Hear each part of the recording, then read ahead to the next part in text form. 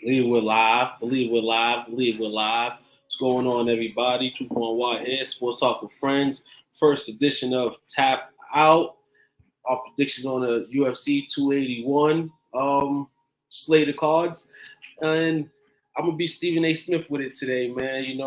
Not a lot of knowledge, but when you don't have a lot of knowledge, you bring somebody in, the tag team with you, somebody who is the juggernaut when it comes to this, man. My guy Jake from State Farm, the man that, threw this podcast together. And I said, why not come along and learn some things and, talk some smack UFC. So what's good with you, Jake? How you doing? Yes, sir. I'm doing pretty good.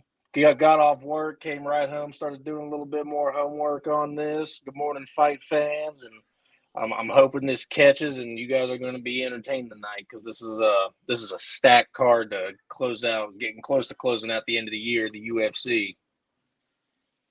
Definitely. So before you get started, in terms of the UFC this year, because I know you're an avid fan, you had to scale it based on grade. What grade would you give the UFC? In terms of overall, anything you look for, anything you don't like, anything they've improved, what would you grade it? The biggest gripe that I had coming into this year is how their ranking system was going and where they were putting people and how they were marking it. And I think the only thing that I did not like so far this year is where they put Sean O'Malley after he beat Peter Yan. I understand that he was number 10 or 12 or something, and then Peter Yan was number 1. And he beat him by decision, but a lot of people thought that he had lost that fight, but they still gave it to O'Malley. He won the fight and got jumped up to an immediate number 1 spot, and Peter Yan and everybody else jumped down. I think that was a little too much of a high of a jump, and I always thought that their ranking system was a little out there, and they needed to fix some things, or at least try to deliver it a little bit better. But other than that, I feel like they've been pretty spot on. The matchmaking's been really, really good this year, and like I said, they knocked it out of the ballpark with this card right here. So I'm pretty excited for the rest of the year. Oh yeah, definitely. The way the UFC ranks their fighters, I love it. You get the fights you want to see. Now with the O'Malley situation, I think for the first time, UFC kind of, I won't say YouTube-ish, in terms of views and what hype he gets, but that's the kind of hype that Sean got. It was an overall great win for him. It was a high jump, but if there's anybody deserving of that jump, young phenomenon, it's him. We've been seeing him forever, do things that were like, whoa, and we look at him, his frame, and sometimes certain fighters, to me, we still see Izzy in the main event tonight, the way they're framed, sometimes you think that they're not going to be able to last, but they're still here. So that's my take on it. Yeah, and it definitely helps because when you're in those lighter weight classes, the height really does mean something. And O'Malley's in the bantamweight division, which is 135. And when you're 5'11 in a 135 division, it means something. It means a lot. I mean, just look at Max Holloway in the featherweight division. He's 5'11 as well, but everybody else in the featherweight division is 5'8 or shorter. Alexander Volkanovski, the current champion right now in the featherweight division, he's like 5'7 or 5'6, I believe. And Max Holloway gives people trouble because he's 5'11, and O'Malley's 10 pounds lighter than that, and he's 5'11. Becomes a real issue. Definitely, all day, man. 281, man. I know you excited tonight. I'll probably tune in. I got some friends actually that want to go to Buffalo Wild Wings to catch the fight tonight, so I might be on board with the UFC tonight. But the goal is here, to get me acclimated really into UFC. I've been trying to, man. O'Malley is an all-around entertainer. Plus, he has the talent. He just has an aura around him, right, Jamie? And that's what I say, man. That jump is based on all that, I feel. And I like that, you know what I'm saying? Hey, shout out to the man. Hopefully he makes and takes advantage of his opportunities given to him. Shout out to Coach Lee over here. Coach, we're going to get you on one of these UFC shows nowadays. You're going to have to break your virginity like I am right now, I feel like I got jitters, but I really don't, because I talk a lot. I came to learn. Let's go. So let's learn a little bit, man. So where you taking this, Jake, man? Now, got some fights that might fly over the radar. So, what do you have? What do you have for us tonight? Well, right off the giddy up, the very first fight in the early preams, Carlos Ulberg versus Nicole. I can't say his last name, and I don't want to butcher it. It's the light heavyweight division. Carlos Ulberg was he came off the Contender Series, and let's see, where are we at? Yeah, he came off the Contender Series, got a berth, and got a very 65-second knockout really quick.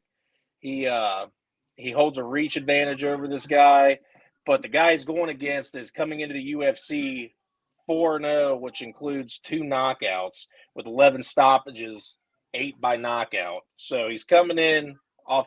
He's 4-0 currently, is in the UFC since being there, getting 2 heavy knockouts. And within his last 11 fights, he's got 8 by knockout, and the other 3 are by decision. So these 2 guys are going to go out there and they're going to have some fireworks, and that's just the very first card on the prelim card. It's unbelievable. The next one that might fly under the radar for people is Andre Petroski versus Wellington Turman. Andre Petroski was in the second most recent Tough. He was the top pick on Team Ortega's team. He's a wrestler, but he's got some really good stand-up power. And Wellington Turman is also nothing to shrug off either. He's a stand-up, pretty much knockout artist. So you got the classic wrestler versus striker going on in that fight. I do believe Andre Petroski has a little bit better of a chance than Turman just because of the he's younger, and he's also able to he's got a better gas tank with the wrestling. But yeah, those are my 2 picks for fights that are going to fly under the radar that you definitely want to watch. Definitely. Now, there's been some reports, Pakrowski, they say he's a little undervalued, maybe because of the competition he's been stacked with. But everybody makes improvements in that case. And I mean, as you keep fighting and you win, you make those improvements. So, looking like you said, it's a fight that can go under the radar because maybe they don't know the performance of him. Maybe he shows up tonight, and wins this match. Now, maybe a good money grab for Wellington on the other side. All doesn't come around for him. Maybe the wrestling antics, what I'm saying, and the chops, what I'm saying, can be an issue, for Thurman. But let's see if he overcomes that. So yeah, and he's also Wellington's also he came into the UFC and he is currently 1-3 as a UFC fighter. So he's really looking on trying to bank off a young up and comer on Petroski to try to get back into the win column. So he's out to try to keep his career alive too. So he's also going to come out there fighting a little different than he normally does. And also, I forgot to mention on that first fight too, Carlos Ulberg. He's also coming straight out of Israel Adesanya's camp. Israel Adesanya's got a whole lot of people from his fight camp on this card tonight, like Dan Hooker, Brad Riddell. I'm missing one other person, and Carlos Ulberg's already on that. So they've got a total of 5 fighters on this tonight. So Eugene Berriman's going to be very, very busy come tonight. Sir, let's hang. Wow, what's going on, Patrick Dawg? Thank you for supporting us on this Saturday morning. It's not college football, it's UFC, just in case anybody's just coming in. Jamie, this could be an entertaining fight. We'll see if this guy can back that up before 4-0. Absolutely. And also, having the right coaches, knowing your opponent, practicing against someone similar is vital. Now, they're not giving Nicolay no chance tonight. Carlos Ulberg's, if you want to take the money grabs at -120, they're saying that, Nicolay's antics and what he does, they feel like Ulberg will be able to disrupt that, what I'm saying? He could play the game of, even if they sit around there and not wrestle or they sit there and get it on, The notes are looking like, they're not going to take – I'm going to try to announce his last name, Negreanu or whatever, But, that's what the UFC comes with, a lot of difficult last names. I did. I was trying to do the whole sound it out thing, and I was like, forget it. It's always the Russian names that skip me up too, because he's not even. Well, I don't know. Where's Romania at? That's got to be near. That's got to be close to Russia. But yeah, it's always the Russian names that always end up getting me. Shout out to Anthony Price, man. How do you feel about Chris Gutierrez? He's going against the OG. Now, I know Frankie Edgar. I know him. You know what I'm saying? And I see him on the card, and I'm like, I want to see that fight tonight. And this is a fight that's probably not going to fly on the radar because both of these guys are known. But at the same time, I kind of like when, someone, on the up, is trying to pursue his career, you know what I'm saying? Kind of thinking he still got it, you know what I'm saying? We live in the likes of the world, I'm a boxing guy, Manny Pacquiao, I think of him, the success. And though he's 10 years older than Gutierrez, it seems like he's bringing a lot of experience in this fight. If I was a bettor, though, in this sport, I would give the advantage to the younger man, not just based off he can outfight him, but just it's time. It's time. If Frankie Edgar's still on the card, I feel like, it's kind of like somebody needs to get and take that spot. And it's looking like that's going to happen tonight. Yeah, this is Frankie Edgar's swan song. I love the guy. It's really sad that he's really turned into a gatekeeper the last few years. That's why this is going to be his last fight. This is a retirement fight. Chris Gutierrez is trying his absolute best to not go in there and be a fanboy because he is a very big fan of Frankie Edgar. And he's going to go in there and he's not going to be a fan. He's going to try to be Frankie's worst enemy. But it's going to be nice to see Frankie Edgar grace us with his presence in the octagon one last time before he rides off into the sunset. I'm hoping nothing but the best for him. And, we're going to miss the answer when he's gone.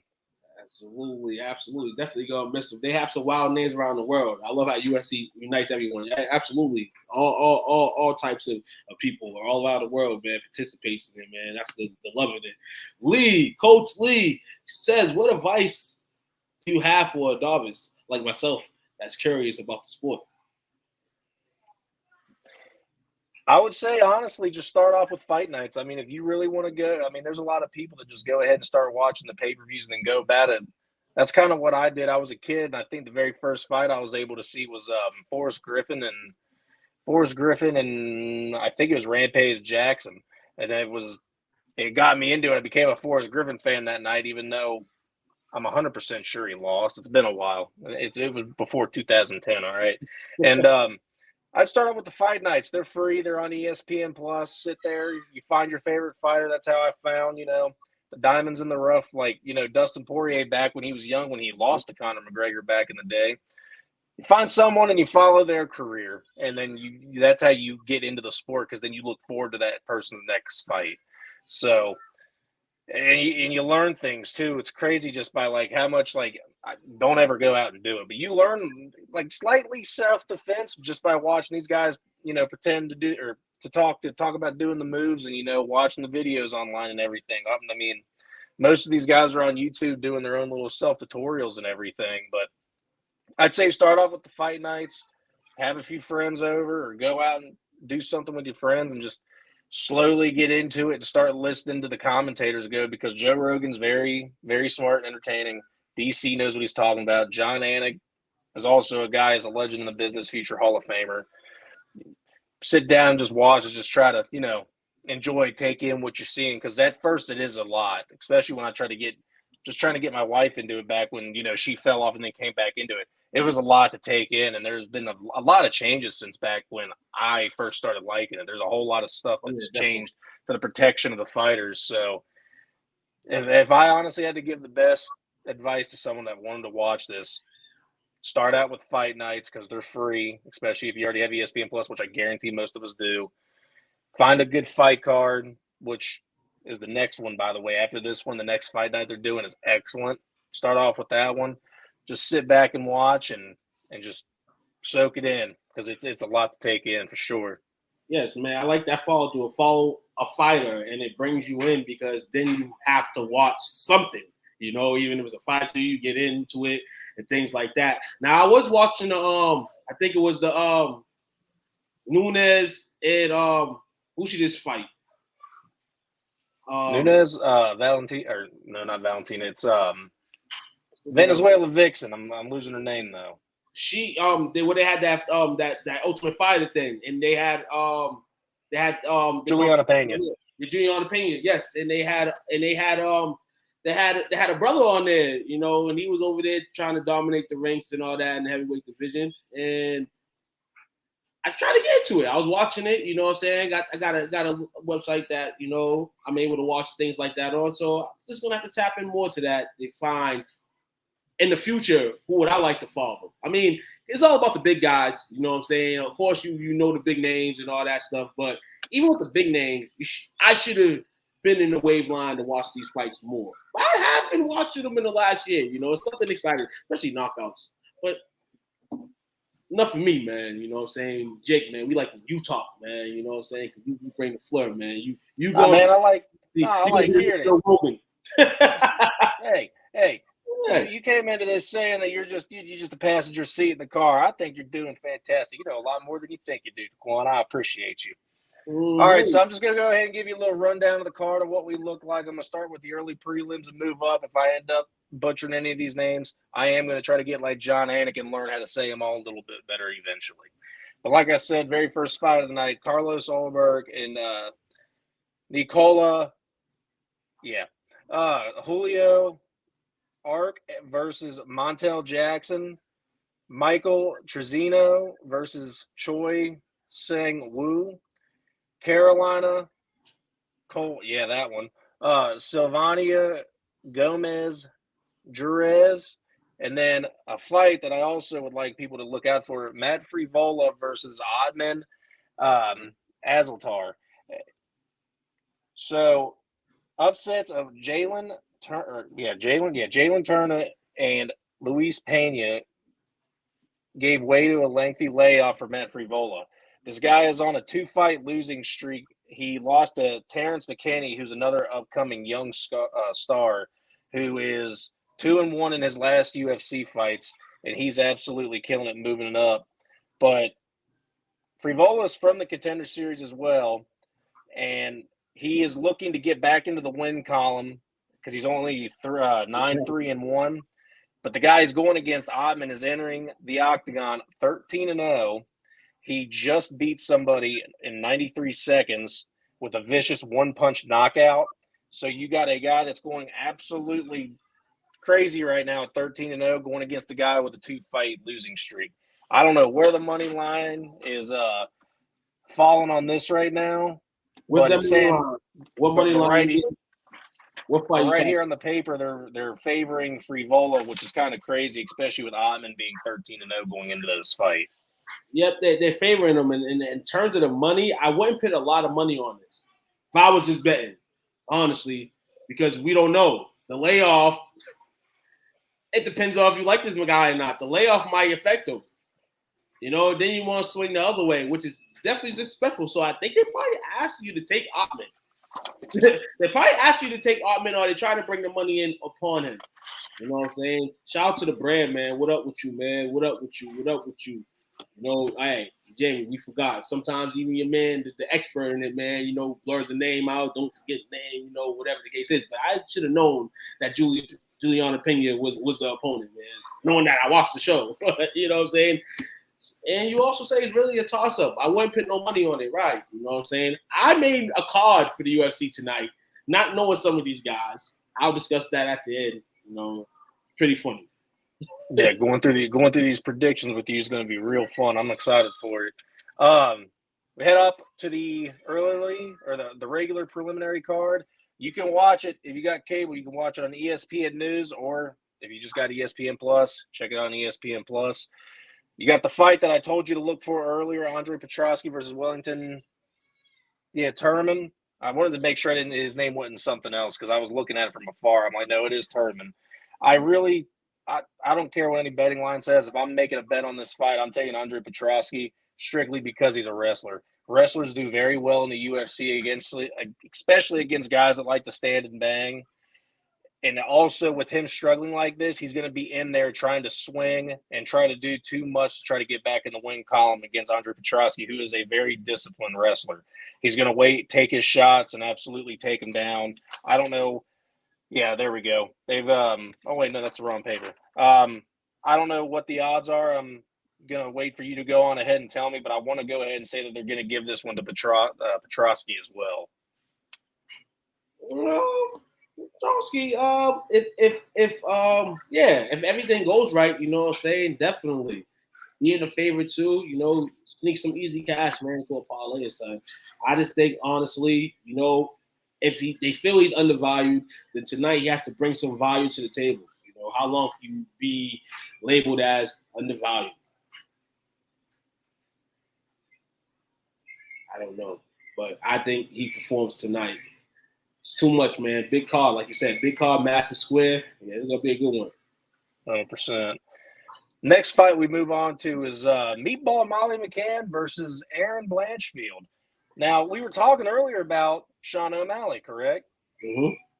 And how you have a whole bunch of namesake, and you get a name for yourself, and you bring an excitement to the crowd.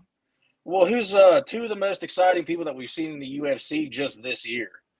Meatball Molly McCann and Paddy the Baddy Pimblett.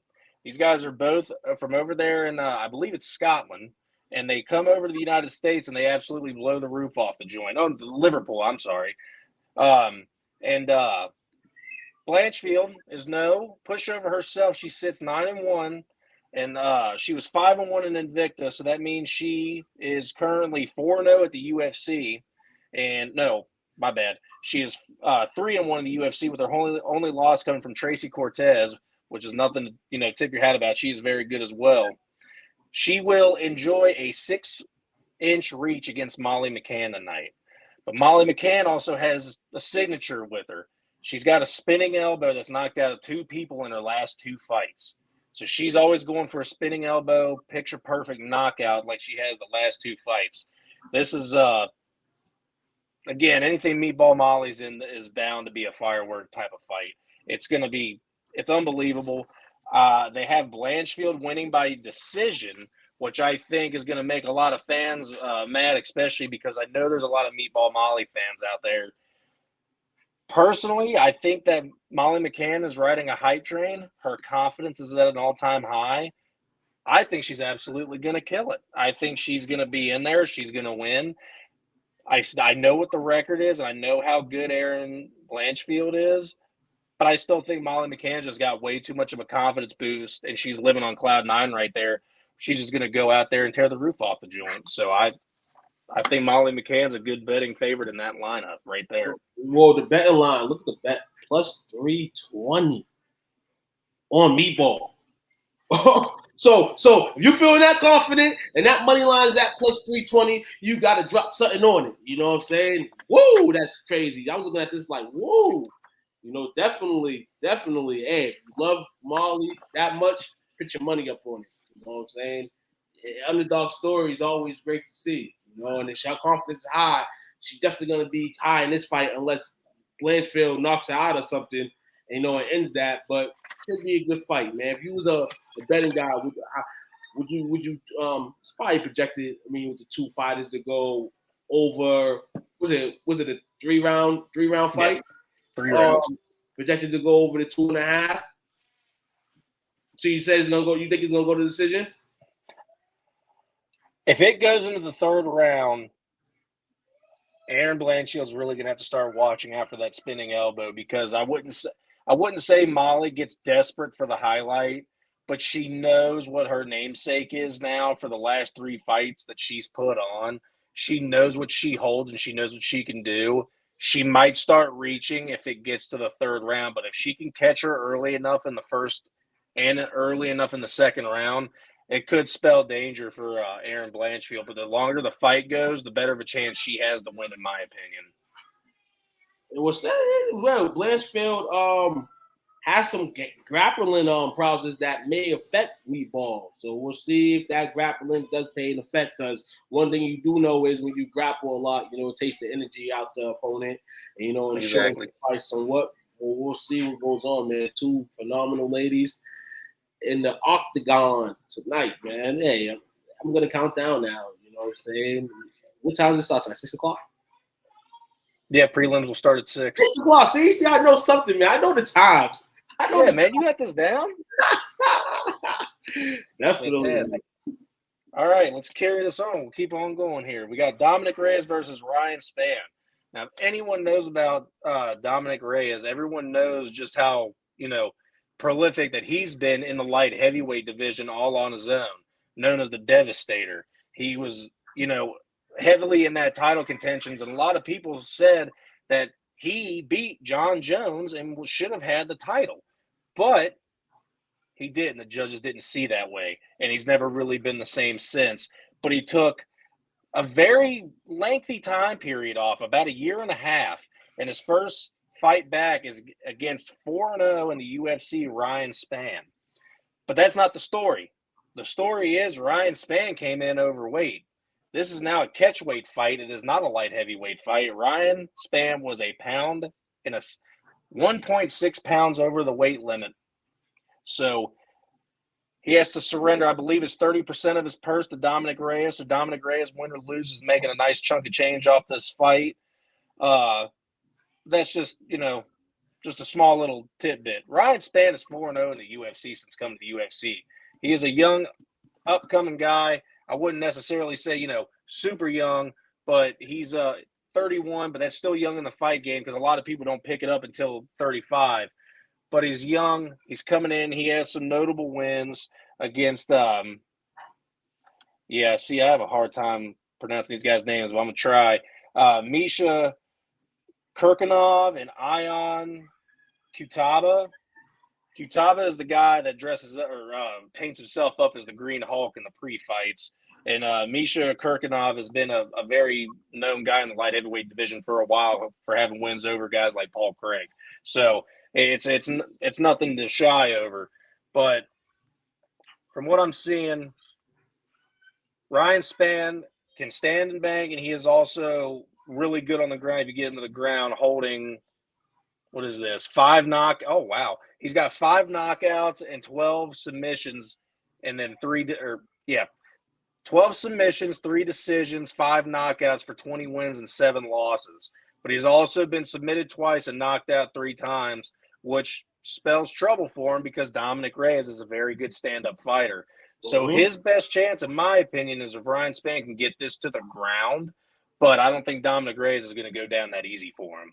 Yeah, Dominic Reyes is a wolf coming in to catch the prey tonight. I don't think there's any reason why I wouldn't put him on the card at all.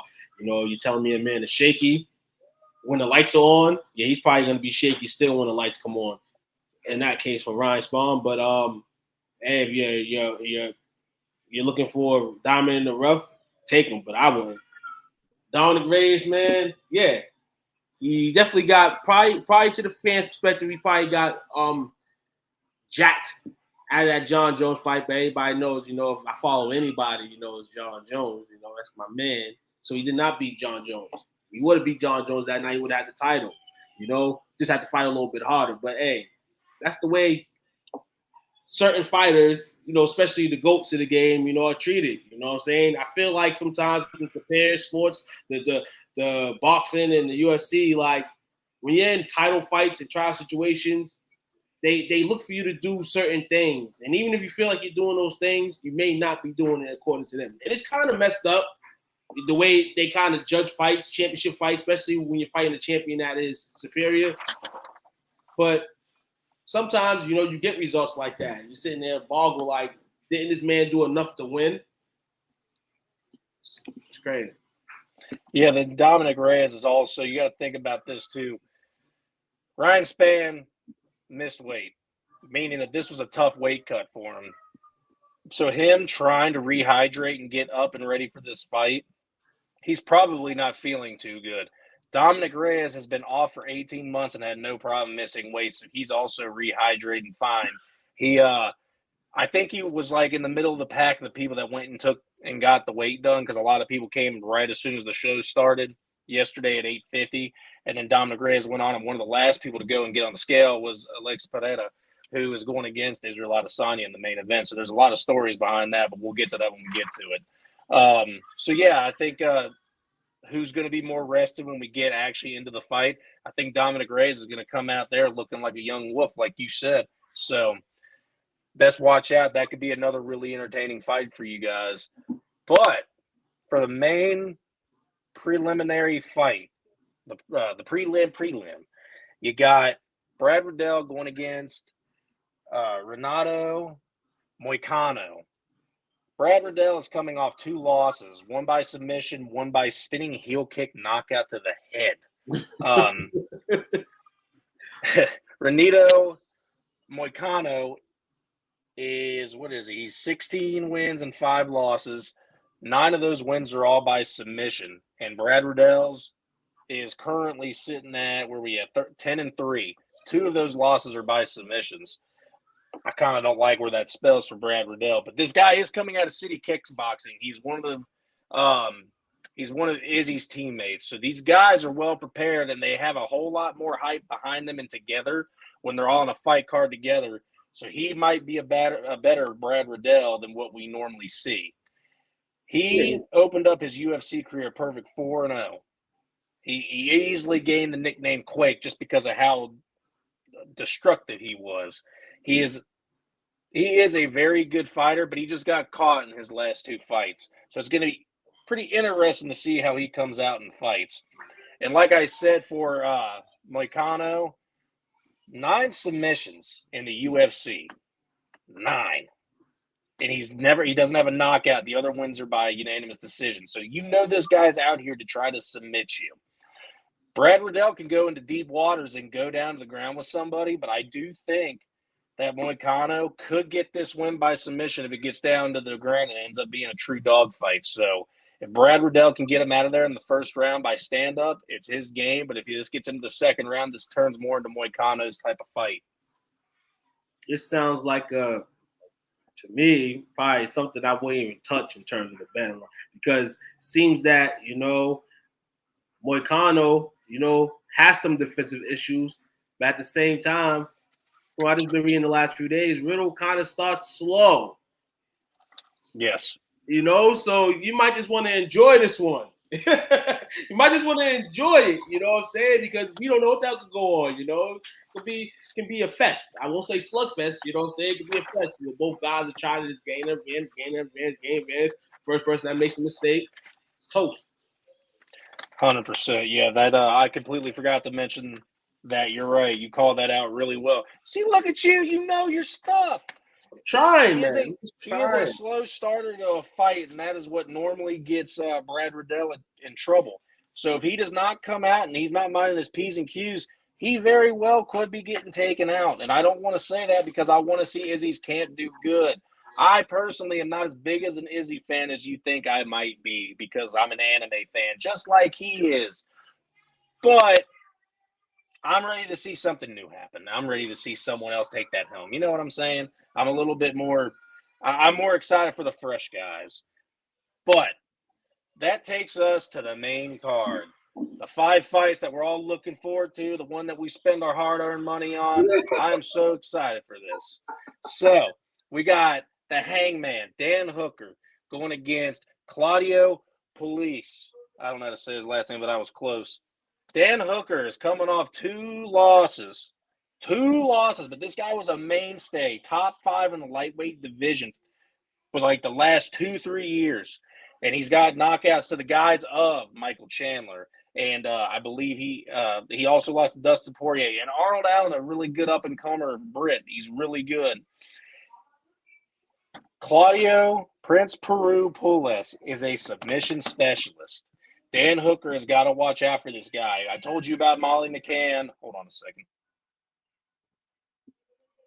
Appreciate you, Jamie, man, for, we're just trying to cover whatever we got. Hey, Hooker, free falling. If I was a bet, I'm going upset. I'm going Pulis. I'm going Pulis to win.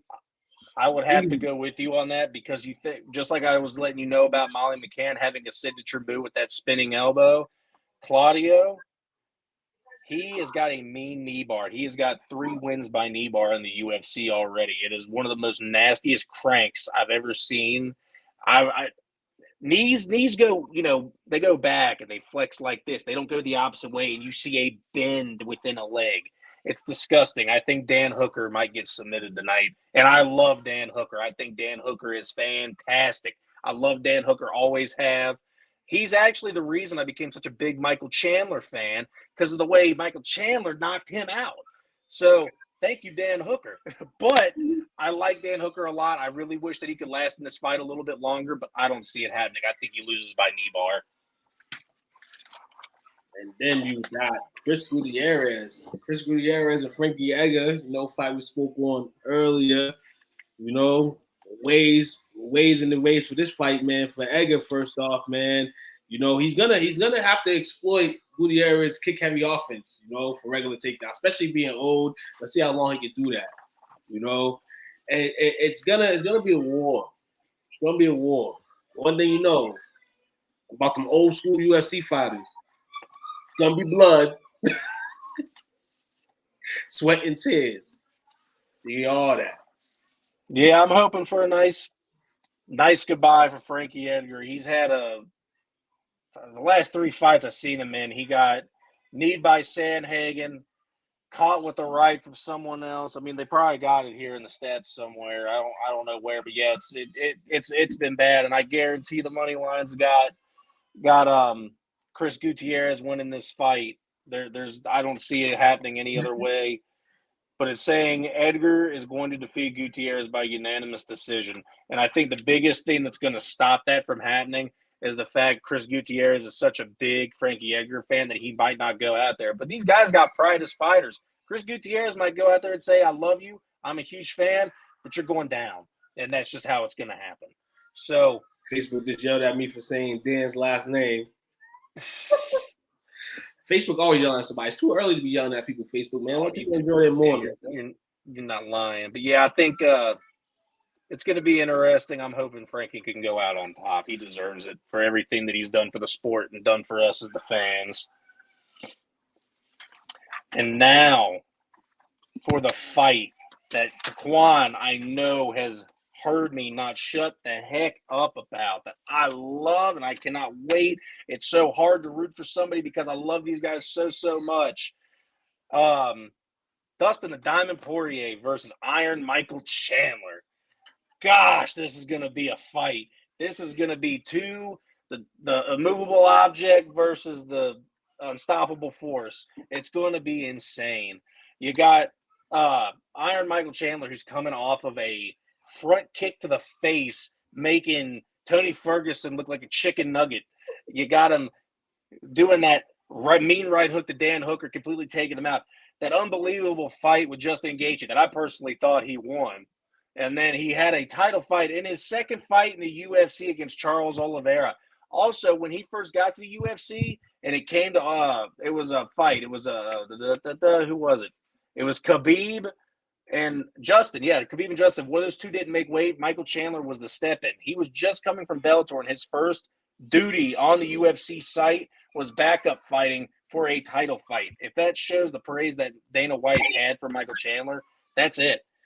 Then you got Dustin the Diamond Poirier. How can you not like this guy? The guy that's knocked out Conor McGregor twice. He's done everything in the UFC. He's a true Iron Man. He's got a badass hot sauce. Excuse my language. He's been doing this forever. How old is this man now? 33, and it seems like he's been in there for 20.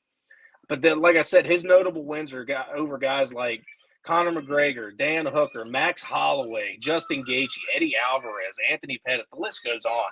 This guy is an Iron Man in the league, or in the league. I'm so used to talking football with you. This guy is an Iron Man in the UFC, and I still think he's got a lot left in the tank. He's 33 years old. That's just 7 years older than me, barely. And I mean, this guy's feeling great. He could go for another title shot. But Michael Chandler's got something to prove. He is older, I believe. Yes, he is 36 years old. He is a fantastic wrestler with a lot of power.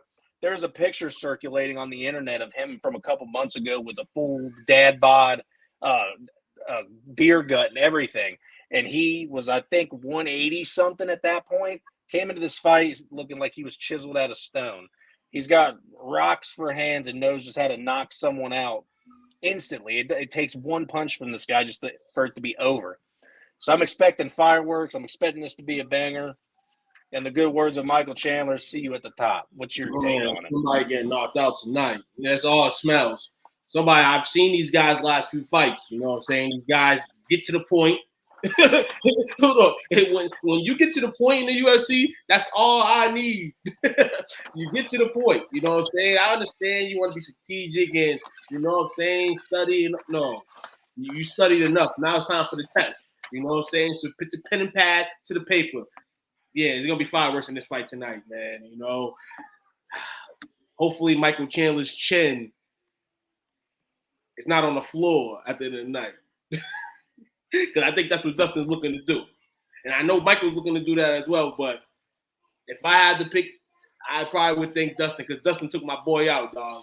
He took my boy Connor out. Yeah. Twice. You know what I'm saying? So, yeah, that's going to be a hell of a match tonight. Yeah.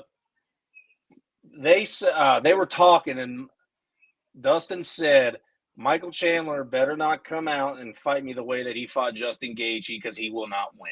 I will put him right down. My wife is indeed and in fact a very huge Dustin Poirier fan, and I'm a huge Michael Chandler fan, so it's going to be interesting with us both watching this fight tonight. It's going to be her on this side, me on this side. Whoever gets the KO's got to do the dishes.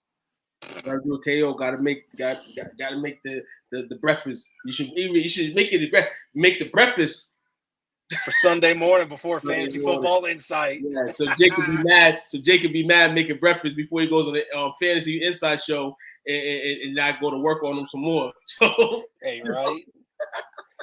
All right, we are finally on to our championship fights. We've got Carla, the Cookie Monster, Esparza going against Zhang Magnum Weili. And as us UFC regular fans know her as Weili Zhang. So,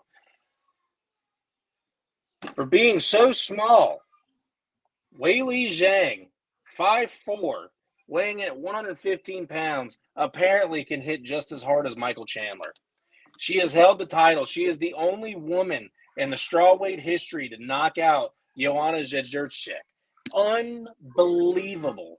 It is crazy that she is unbelievable. Carla Esparza is a two-time champ. She beat Rose Namajunas, not once but twice.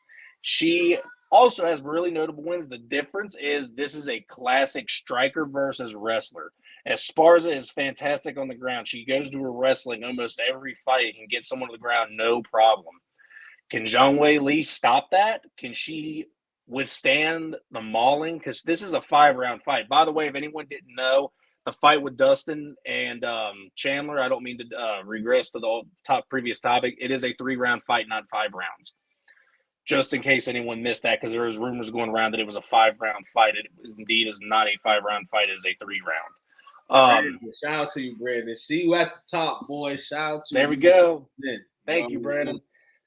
Zhang Weili, I think this is a fight that the only way she loses is if she loses it herself. There's absolutely zero reason for her to not win this fight just because of the power she has in her fists. She can knock someone out, no problem. And the only reason that she lost to Rose is because she didn't see that kick coming. She should still be champion right now, in my opinion. So, as much as I like Carla Esparza and I respect her for what she's done for that division of strawweight in the women's division, I don't think she has a chance in this fight whatsoever. I think Zhang Weili takes this thing quick. You got to address the issue quick. It kind of looks like that's what you're saying that Esparza has to do to even have a chance in this fight, because it seems like I've seen Weili's I think it was on her Instagram this weekend lifting all types of weights, and this looks crazy. You know what I'm saying? So yeah, she's definitely gonna smash the pace. You know, but one thing to note, you know, this might be the best wrestler she's fought.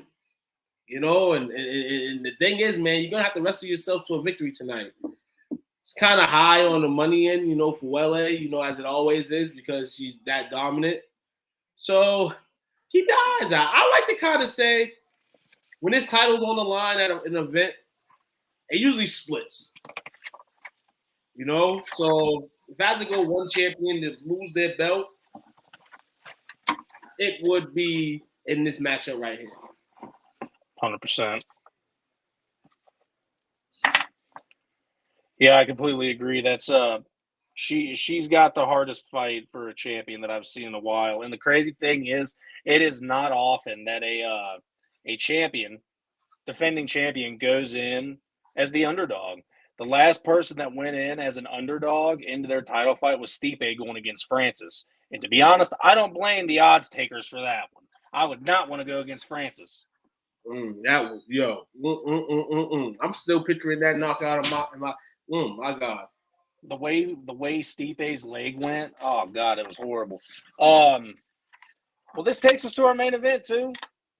I think we've had a good show so far. It's been real fun. Yeah, we've got Israel, the last style bender, Adesanya, going against Alex. Can't say his nickname, Pereira. Israel Adesanya, man, he is 23-1 in his mixed martial artist career. When he was a kickboxer, I believe his record was unbelievable as well. It was, let's see here, I can find it. 30-5, but it's incomplete, so it's not complete. But 2 of those losses are by Alex Pereira. He is the only man in this world that has been able to knock out Israel Adesanya. He is the only man in the world who has a KO against possibly the greatest middleweight in UFC history. Since coming into the UFC, Israel Adesanya is 12-1, and he is 12-0 in the middleweight division, beating guys like the likes of Robert Whittaker, Paulo Costa, Yoel Romero, Kevin Gastelum? Yeah, Kevin Gastelum, Derek Brunson, and the Spider himself, Anderson Silva. He seems to have no weak point. People can't find it. The only reason he lost was when he jumped up a weight class, a whole 25-pound weight class, may I add you, to go against Jan Blachowicz, and he got out wrestled for 5 straight rounds. One of the most boring fights I've ever seen. But this man is unbelievable. He cannot be beaten. No one has the key to defeat him one-on-one. Does Alex Pereira have the idea? Maybe. I doubt it. That was in kickboxing that he beat him at. As much as I want to see Alex Pereira take the title from Israel Adesanya, because I believe in something different. I believe in parity. This isn't WWE where we do get champion after now and again. The guys stay champions for a long time. That's my worry with Islam Makhachev in the lightweight division, because he's really good. He might hold it for a while. The guy that's got the best chance of beating Izzy is this guy, but the problem is they catapulted him to the top so quick just because Israel has ran through the entire division, and he's lapping now. He's going against same guys over and over again. He just started it by going against Robert Whittaker. So they catapulted this guy to the top too quick. He's 6-1 in the UFC. But my question is, who has he fought? Has he fought anybody that we know? Sean Strickland? Who's that? He's a nobody. He hasn't really beat anybody himself, but he's at the top of middleweight. And I have nothing against Sean Strickland. I really don't. But since being in the UFC, 3 fights in the UFC, Andres Michailidis beat him by a flying knee. Went against Bruno Silva, beat him by decision. And then, Sean Strickland at UFC 276 by KO punches in the first round. He lost his very first fight as a mixed martial artist at Jungle Fight 82 in 2015. This guy's been in the MMA business for 7 years. 7 years, that's it. And he's 6-1. That's a fight a year, and this guy managed to get himself a title fight. Yeah, that's the same thing I'm on air. And we talked about O'Malley earlier and moving up in the ranks. This one right here is strictly what we're speaking about earlier, the views and the fact that Izzy has been in the division for so long, overlapping it. He jumped up and made a mistake of tarnishing his record and then went back. I just felt like he should have stayed up there. And this can be suicide for him. You know what I'm saying? Tonight can be the night that he loses, but then tonight can be the night he finally realizes that he should leave out now. Not because somebody's going to beat him, but because what more do you have to prove? Like, this is a guy a few years ago that said, I wanted to step in the ring with John Jones. Do we believe in ghosts? Because that's never going to happen. So the thing for me now in this fight is it's not about win or lose for Izzy. It's what happens next for him. Is it a figure payday in the boxing ring? You know, is it, going to chase fights at another weight class in the UFC? It's a lot of questions that I have in regards to him. This Pereira guy tonight, hey, this is your night to make it out, And it wouldn't be bad if Izzy lost his title to a guy that's already knocked him out, But that's old time. You can't think about that in this fight tonight. This is Izzy's world. This is Izzy's world tonight, and you got to not only live in it, but you got to try to get out of it the best way you could. Last couple Izzy fights I've not been impressed with in terms of him, because I feel like it's kind of fighting stale. You're just fighting because you have to. You know what I'm saying? You can't not be a champion and not fight unless you're Khabib. You know what I'm saying? I don't know how you retire and then does he still have the belt? Is he still champion? Who? Khabib. No, he retired and dropped the belt. Okay. For some reason, I always thought this man had a title still. But my thing is just like I would have liked to see more from him. But that's another story for another day. 100%. I wanted to see him go 30-0, but he only made it to 29. But he, respect to him, he retired because his father passed away, and the only reason he was fighting was because of his father. I understand all that, but I know there's going to be a time where he comes back. There's no way. You can't eat that. Like, it's like Michael Jordan, you know what I'm saying, retiring. You know what I'm saying, the first time, coming back. It may not be 15 months later, but he's going to come back at some point because not only is he going to miss the game so much, but he's going to want to prove that statement for his dad that, I can come back and I can still do this for you. You know what I'm saying? And everybody has to deal with, deaths and all that. And, hey, take your time to do what you got to do, man. But I feel like he has the fighter still in him. He's training people still. He's out there. You seen guy, what's that guy's name? Chezak, guy that just won last week. And he was shaking them all around the ring with joy and all that as if he won, because that's what you do. You love the game. If you didn't love the game, you wouldn't do nothing about doing nothing in regards to it. He's still training. He still has a love. It's just a matter of where's the money grab at? Who's going to be the one that, people are going to say, oh, he poses a threat towards Khabib. And I think that's the question. Yeah, I'm with that. All right. We got 2 segments left, too. We got to make our predictions, and then we got to talk about the rumor mill and the drama mill in the UFC. Let's go. Let's go at it. Let's go ahead and make our predictions. Do you just want to do the preliminary card, the main card, or do you want the early prelims as well? Nah, I'm not. Honestly, I haven't even studied the prelims, but you can give predictions on the prelims if you have them. I know you do, and that's okay because, like I said, I'm here. You know what I'm saying? We following the wave, and I feel like I'm getting through smoothly, though I can't swim. Hey, it's been great. I'll go ahead and make my prelim guesses, and then you can hop on with me on the main card. Definitely. Anybody in the comments, throw out your predictions, too. I'd love to see what you guys are thinking. All right, prelim, I got Andre Petroski over Wellington Turman. I think that he's a dominant wrestler. I think Turman's going to come out there and try way too hard to get a KO. I don't think it's happening. As much as everyone tells me no, I'm taking Molly McCann against Erin Blanchfield. This is a real test for Molly McCann. I think that she still gets a signature TKO with a spinning elbow. I think Ryan Spann's going to be way too tired because that weight cut was difficult and he still didn't even hit it.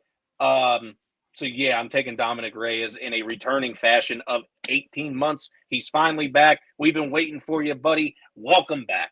Brad Riddell versus Rento Moicano. I'm going Moicano. I'm going Moicano. As much as I want Brad Riddell to win, and I have been a fan of City Kickboxing and Eugene Behrman for a while, I just don't see Brad Riddell. I think his spark is going away. I think they figured him out, and a lot of people are taking him a little bit lightly now in the UFC because they know what to do. They know what to do. Take him down, submit him. So that's my take on it. Main card. I know this guy's going to go for knee bars, but I think the Hangman knocks him out before he gets a chance to go for that knee bar. I got Dan Hooker. Who you got? I'm gonna take tonight. Well, be fair, I'm gonna take Puelles with the upset. I'm taking with the upset.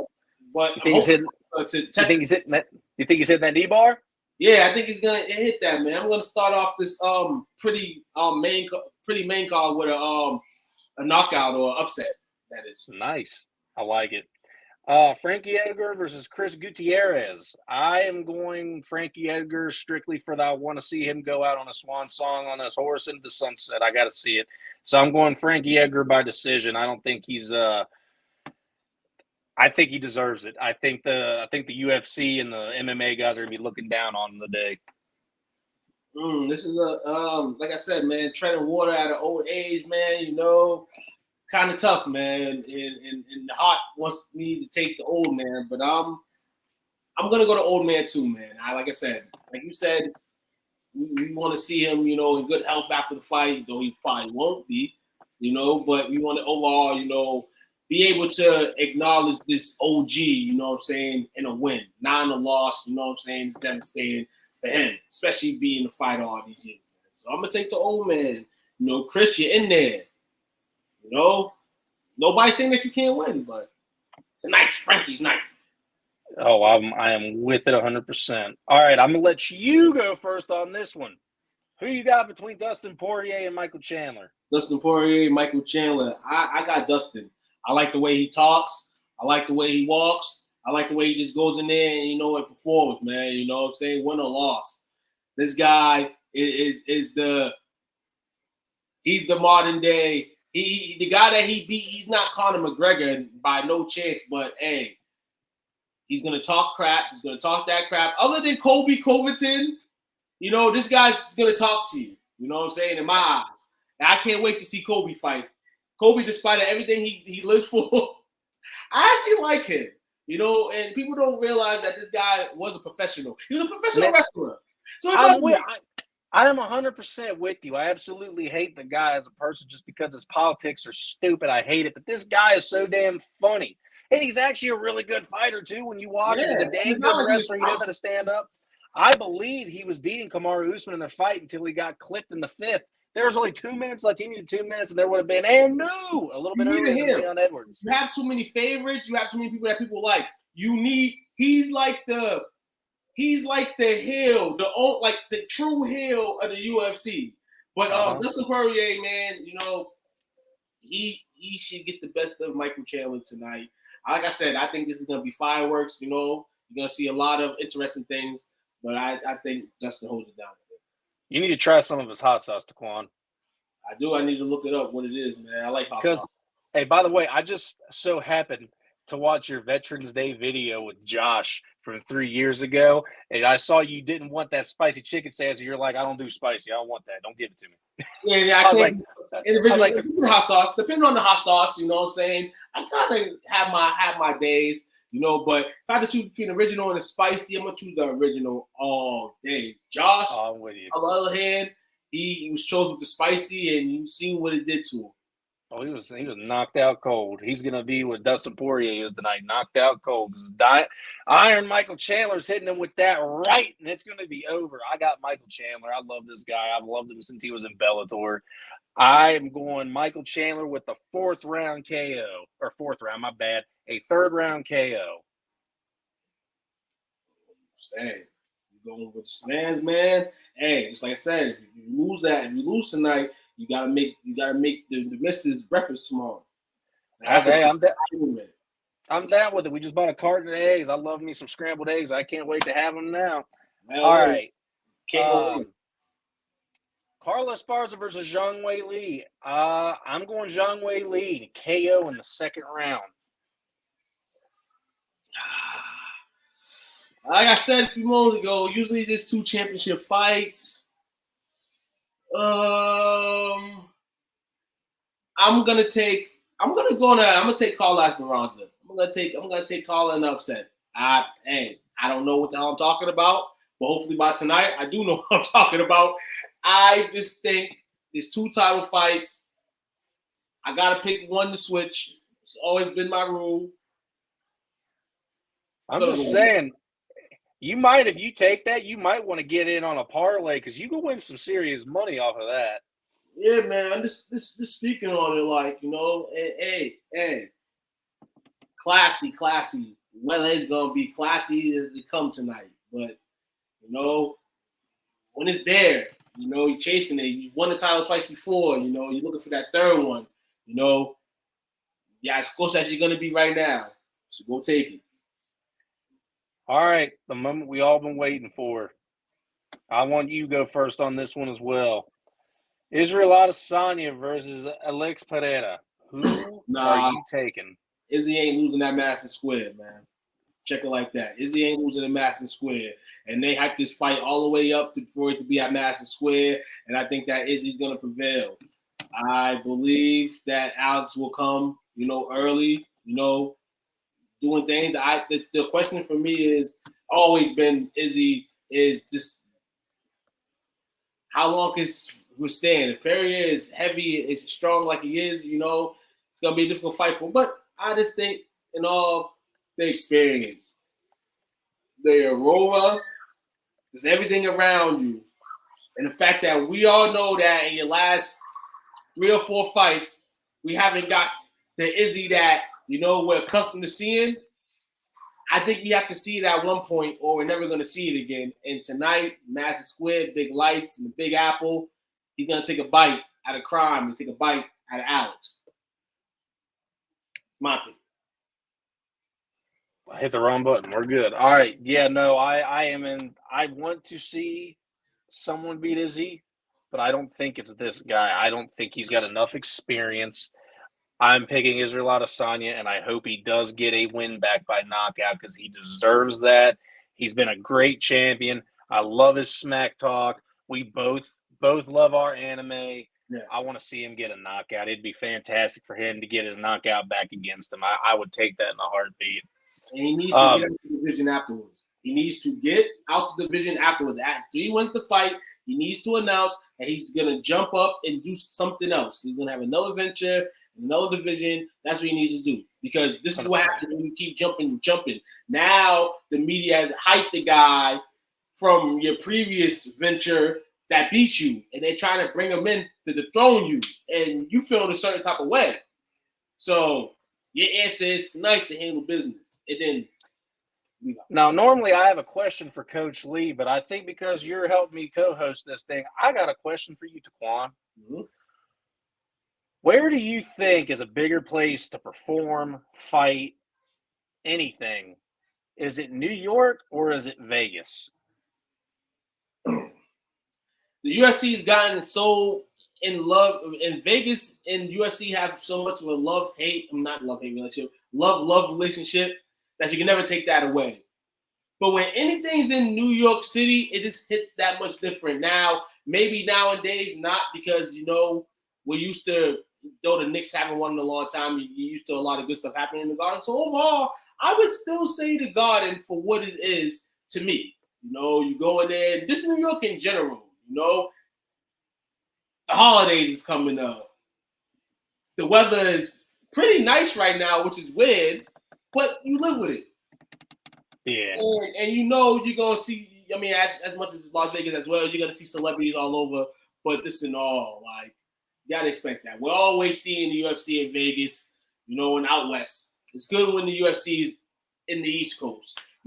Maybe, in a year or two, we'll see it back at the TD Garden in Boston. 100%. That'd be awesome. I think the closest that they get out to the East anymore is Houston. That's it. Cole says New York. He's listening. He's yep. answering the questions. Hey, he's still answering my questions in a week. I love it. All right, well, now it's on to the rumor mill time and the stories. And I think one of these stories belonged on the OTSBS show, but I'm going to go ahead and talk about it now. There is some real down and dirty stuff. I'm going to say that bullshniggity. Stuff going on in the Megan Anderson world. Her own little, she retired, left, went podcasting. Big personality in the Australian world. She had a fight at UFC 259 against Amanda Nunes. And she said that she did not get her training completely taken serious. That her former coach, James Krause, did 30-minute pad sessions once a day, and that's all her title fight training was. And someone was on Twitter and called her out and said, out of all places that you go to get championship training, you go to whatever that gym's called and get training from that guy, and something about her sleeping with him. She was like, no, you need to go talk to Laura Sanko about that. Laura Sanko is one of the most popular interviewer people, the person that talks backstage with the fighters. She is married, but she was a training partner of Megan Anderson, and they used to be close friends and did a podcast together, and that stopped. So there's some, behind door stuff going on between the friendship and the coach and whatever, because apparently Megan Anderson is accusing Lauren Sanko of cheating on her husband with James Krause.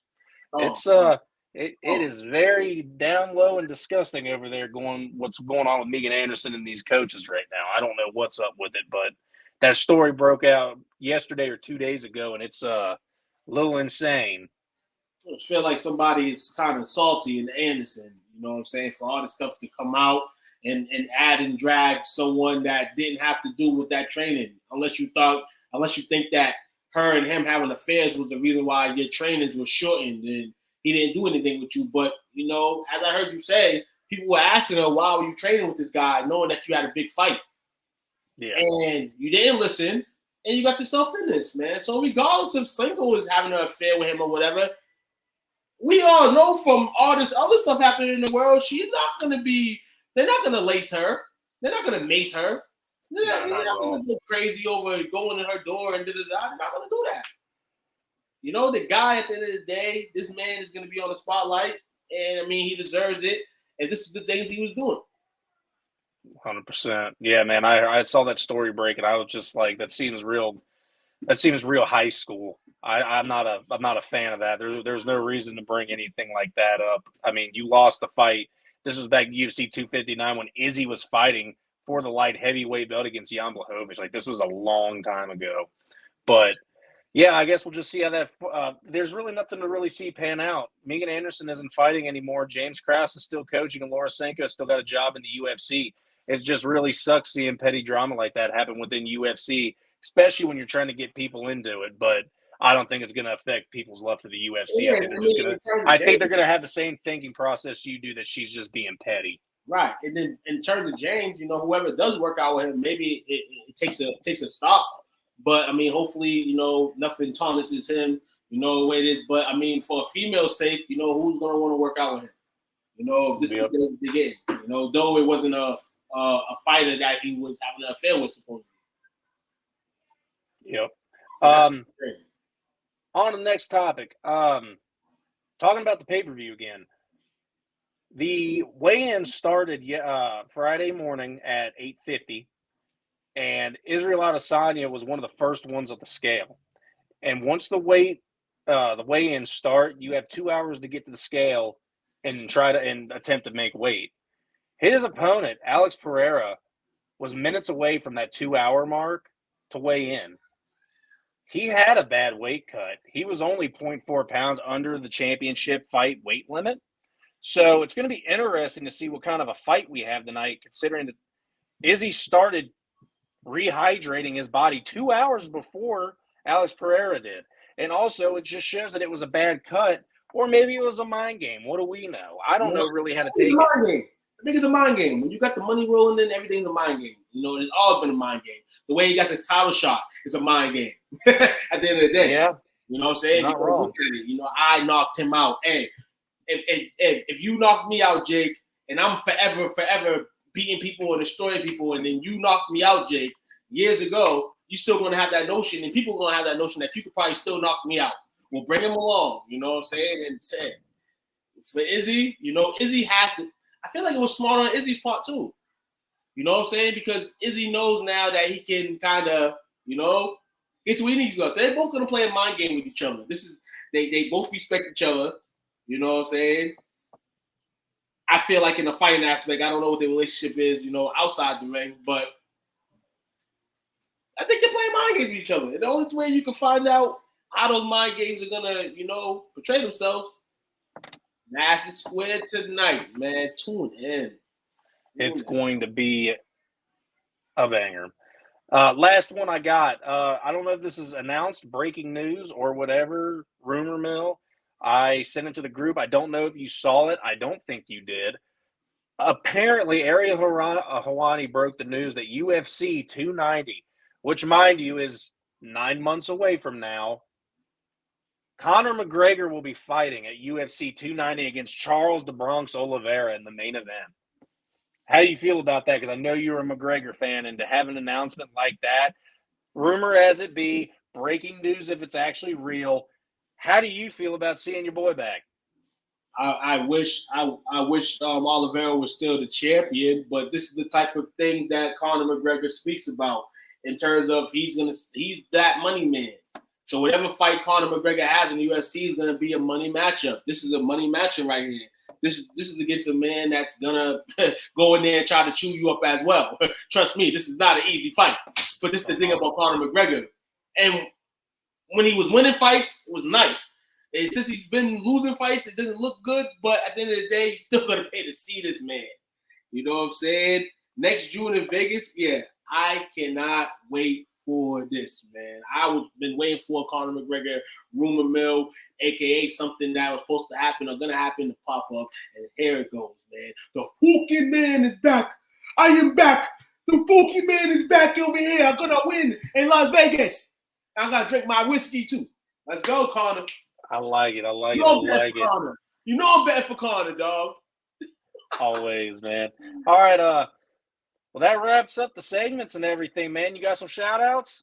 Yeah, man. Shout out to everybody that, you know what I'm saying, took their time to pay attention to us on a Saturday morning. You could be doing anything in the world. You could be tailgating for college football games. We're starting a bit, you know, get your bet lines in. You know, you could just be doing some things you couldn't do during the week. But shout out to you guys for always tuning in. Shout out to you, Jake, man. You know what I'm saying? You patted me on to the finish line. Now I'm going to study for the next time we do this for a pay-per-view or something like that. And, you know, and be more on fire. But no, I enjoyed it, man. Shout out to you, you know, for taking your time to set this whole thing up, you know, and it prevailed. Yeah, no, it's my pleasure, man. I've been wanting to find a way to have a platform to be able to talk about the UFC for a very long time because I got strong opinions over some stuff. Shout out to Unc and Coach Lee for allowing me to even do this podcast, and thank you to Coach Lee especially for the pep talk yesterday because I really needed it. Two, thank you for coming on the podcast with me so I wouldn't have to be alone and try to chase sun in this. Having you as a co-host, you knew a lot more than, you know, I thought you did. I thought you were coming in true novice like Coach Lee said he was. You came in, you knew a whole lot, and it was real easy to get through this because of you. I'm hoping the next time we do this, we have Will with us because I know Will is an avid MMA fan as well. I hope he can come along for the ride. We'll work out some kinks and figure out if we're doing this on Fridays or Saturdays. This isn't going to be an every fight night thing. This is probably mainly going to be just for the pay-per-views. I mean, I'll release how you got it. The platform's yours, man. So, you know what I'm saying? This spot right here is a pretty cool spot, you know, to have. I mean, some Saturdays I can't.